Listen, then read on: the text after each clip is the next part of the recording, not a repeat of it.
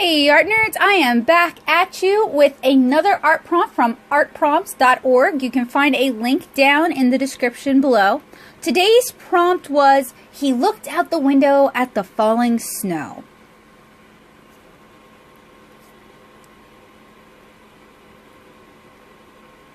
So this is one of the rare character design prompts where I had a very strong visual in my head immediately. And it was someone male staring out the window, but we are seeing it from outside the window itself. And this can be a really great compositional device to help tell a story, to help frame a story. It allows us to see the character's face and expression clearly. It also allows us to see a little bit of outside, not too much, but it definitely can convey the mood.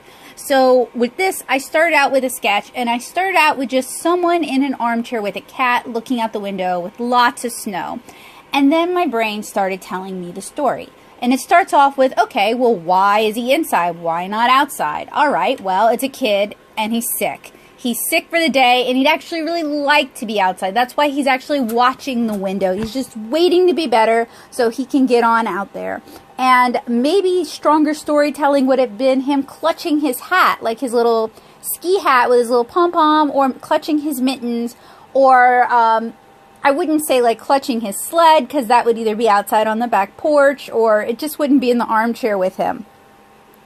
So I started out by sketching out my idea, and then I popped a piece of tracing paper on top of it so that I could kind of refine the idea without losing the essence. And you guys have seen me do this before, and this is a really helpful tip, trick, technique, something for me when I'm not using like a thumbnail, like sticky pads as a thumbnail. And you guys have seen me do those as well. So how do we indicate that this little dude is sick? Well, I put an old-fashioned thermometer in his mouth, but you could put a digital one, although a lot of moms are using the kind that you just like, it's like a laser one. So perhaps that kind of storytelling wouldn't work for all audiences. People from my generation and older would know what it is.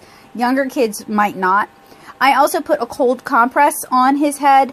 That, again, might not be something that everyone recognizes, but I really hope the combination of the two helps tell the story.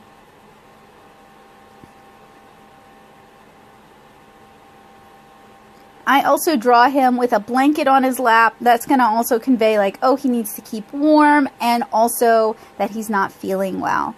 And then I start sketching in the snow, just little white fluffy circles. I vary the sizes of them. That really helps convey that it's snow without necessarily drawing, you know, snowflakes. You can draw snowflakes if you want. And I draw it really piled up on his windowsill, as well as some icicles hanging from the top of his window. Also sketch in a curtain that's going to give it kind of a cozy, homey feel.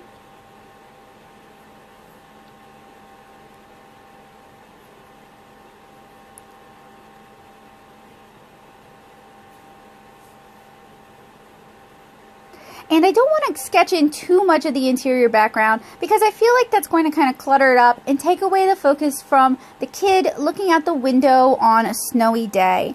I also decided to have his cat hang out with him. That really gives kind of a cozy feeling. And drawing the cat snoozing, it's, you know, it's very warm inside, it's very quiet inside, it's very calm inside. This kid is bored.